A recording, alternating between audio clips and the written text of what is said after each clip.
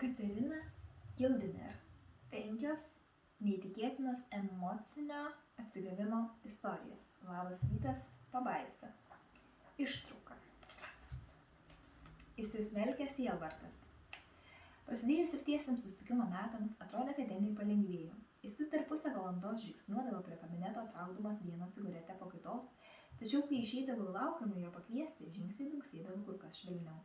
Praėjus savaitei po tos įsivaizduojamos tėvo kalbos jis lyg nieko pranešė. Šią savaitę paskambinau tėčiui. Labai nustebau, kaip paprastai Denis viską darė savo laiku ir pagal savo grafiką. Kada paskutinį kartą su juo kalbėjęs, paklausiau vis dar negalėdama atsitokėti. Prieš 18 metų pirmos laidotuvės.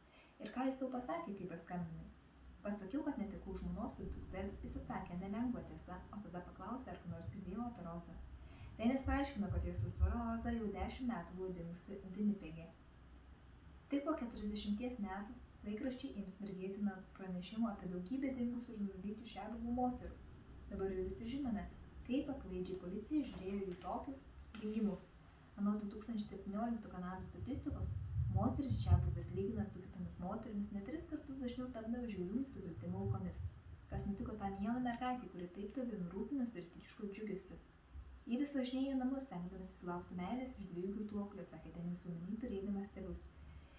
Vis neprarado vilties, aš gana greitai mečiau tą nesąmonę. Jie nusitempė ją į dugną, sesuo tapo tokia pat kaip ir jie. Jis sudėmė jos eisis brolis prisijungdavo prie jų išgirtų. Mama mirė, o tada Roza šiek tiek pagyveno su tačiu, bet galiausiai ištrūko ir iškeliavo į Winnipegą. Daugiau iš jos nebemačiau. Manau gerai, jog ištrūkai iš Toronto. Nežinau, ji bent jau liko indienė, o tu nesi indiena, prisistėvėliau į vyrai ilgomis kasomis. Aš nesu baltaodis, tiek suprantu, tada patilėjęs pridūrė. Mano žmona buvo baltaodė.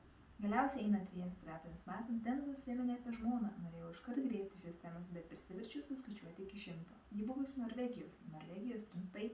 Įdomu, kaip taip susiklostė. Ji buvo intensyviosios terapijos skyriaus seselė, patekau ten po muštynių viename Winnipego bare, vaikštinėjau po barus, ieškodamas sesers. Vienas vaikinas ėmė bjauriai kalbėti apie Rozą, tad mes susikibome.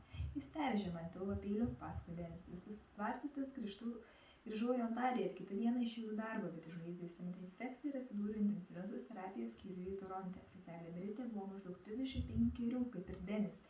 Jos sieja pomėgis skaityti detektyvinius romanus. Ji pasakė, kad nemėgsta pilpulų, o sakiau, kad vadinasi, ką tik rado savo išrinktai. Ji pastojo, jei panoriu sustokti, tad sutikau, o tada susilaukime Lilianos, mūsų dukters. Ar mylėjai Beritė? Nežinau. 15 minučių pauzė, ji buvo gera moteris, niekada nemelavo, nesvetimavo ir sunkiai dirbo.